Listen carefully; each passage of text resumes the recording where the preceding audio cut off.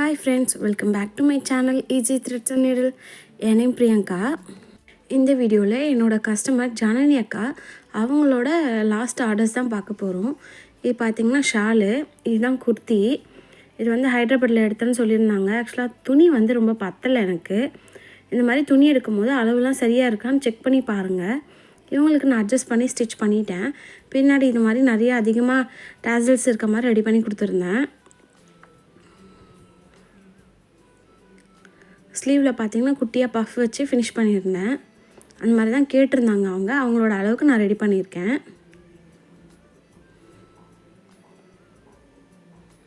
நீங்கள் இந்த மாதிரி மெட்டீரியல் எடுக்கும்போது கிளாத்லாம் கரெக்டாக இருக்கான்னு பாருங்கள். அவங்க பேக்கிங்கே பிரிக்காமல் அப்படியே வாங்கியிருக்காங்க. அதனால் கொஞ்சம் அவங்களுக்கு பத்தலை. மற்றபடி அட்ஜஸ்ட் பண்ணி ஸ்டிச் பண்ணியாச்சு. பேண்ட்டும் நார்மல் பேண்ட் தான் ஸ்டிச் பண்ணியிருந்தேன்.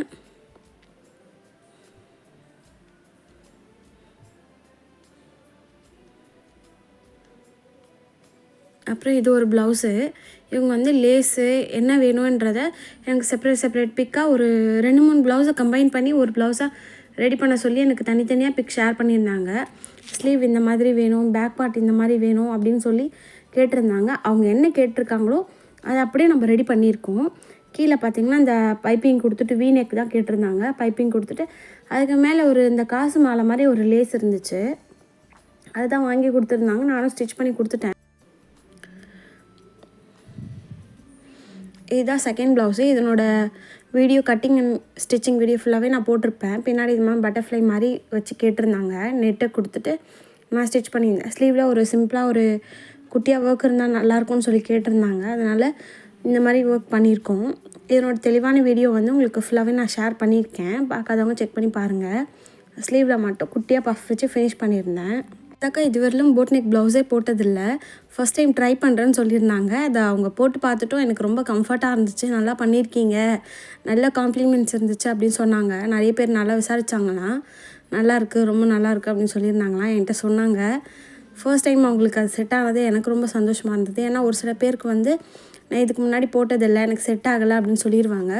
இந்த அக்காவுக்கு ரொம்பவே செட் ஆகிடுச்சான். எனக்கு பிக்கும் ஷேர் பண்ணுறேன்னு சொல்லியிருந்தாங்க. பண்ணிட்டோன்னு நானும் உங்களுக்கு ஷேர் பண்ணுறேன். இது அடுத்த ப்ளவுஸு. இந்த ப்ளவுஸோட சாரீ கலர் பார்த்திங்கன்னா க்ரீனு. அதனால க்ரீன் கலர் லேஸ் வாங்கி எனக்கு இந்த மாதிரி வேணும், பேக் பார்ட் எப்படி வேணும், ஃப்ரண்ட் எப்படி வேணும் எல்லாமே எனக்கு ஷேர் பண்ணியிருந்தாங்க. அவங்க கொடுத்த இதுக்கு முன்னாடி ஒரு இதில் ப்ளவுஸில் பார்த்துருப்பீங்க இந்த காசு மாலை லேஸு, அதே ஸ்லீவில் வச்சு ஸ்டிச் பண்ணிட்டு சொன்னாங்க. இதனோட வீடியோலாம் எல்லாமே எடுத்து வச்சுருக்கேன். நான் ஒன்று உங்களுக்கு ஷேர் பண்ணுறேன். இந்த மாதிரி தான் பேக்கில் நல்லா க்ராஸாக அந்த பார்டர் வர மாதிரி வச்சு ஸ்டிச் பண்ணியிருந்தேன். அடுத்தது பார்த்திங்கன்னா இந்த ப்ளவுஸு. இதனோட சாரீ பார்த்திங்கன்னா ரெட் கலர் இருக்கும். அதனால் ரெட் கலர் பார்டர் லேஸ் வாங்கி கொடுத்துருந்தாங்க. இது இந்த மாதிரி வீநெக்கு அவங்க எல்லாமே அவங்க ரெஃபரன்ஸ் பிக் அமுச்சிட்டாங்க. அதை பார்த்து நம்ம அப்படியே ரெடி பண்ணது தான். இது வந்து அவங்களோட அளவுக்கு நம்ம கஸ்டமைஸ் பண்ணியிருக்கோம். எல்லா ஸ்லீவ்லேயும் வந்து குட்டியாக பஃப் வச்சிட சொல்லியிருந்தாங்க.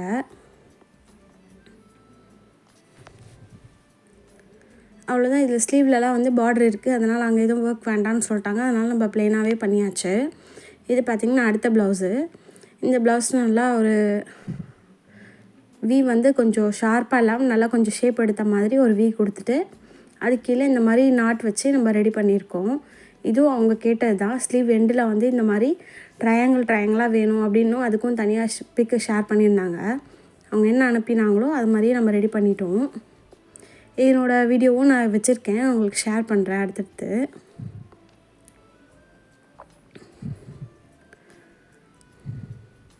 இதனோட சாரீ இது தான். இது நான் வந்து ப்ரீப்ளீட் பண்ணியிருந்தேன். ஆக்சுவலாக சாரீ வந்து ரொம்ப கஷ்டமாக இருந்தது. இது எப்படி பண்ணுறாங்கன்னு எனக்கு புரியலை. நானும் இப்போ தான் ஒரு ரீசெண்ட் டேஸாக தான் சாரீ ப்ரீப்ளீட்டிங்லாம் பண்ணிகிட்ருக்கேன். அந்த சாரீலாம் எப்படி பண்ணுறாங்கன்னு தெரில. எனக்கு கொஞ்சம் ரொம்பவே சிரமமாக இருந்துச்சு. அவ்வளோதான், எல்லாத்தையும் காமிச்சிட்டேன். இதுதான் மெஷர்மெண்ட் ப்ளவுஸு. இதுக்கு முன்னாடி நான் ஸ்டிச் பண்ண ப்ளவுஸு. அதுவே நமக்கு அளவு ப்ளவுஸாக வந்தது ரொம்ப பெரிய சந்தோஷம். நம்ம நல்லா தைச்சிருக்கிறதுனால தான் அது அவங்களுக்கு செட் ஆகி திரும்பவும் நம்மளுக்கு அதுவே கொடுக்குறாங்க. அதுலேயுமே அந்த ப்ளவுஸ்லேயும் ஸ்லீவில் குட்டி குட்டி ஒர்க் கொடுத்து ஃபினிஷ் பண்ணியிருந்தேன். ரொம்ப நல்லாயிருக்கும் அந்த ப்ளவுஸு. அவ்வளோதான், இதுதான் உங்களுக்காக தைச்சது. இவங்க பார்த்திங்கன்னா நங்கநல்லூரில் இருக்காங்க.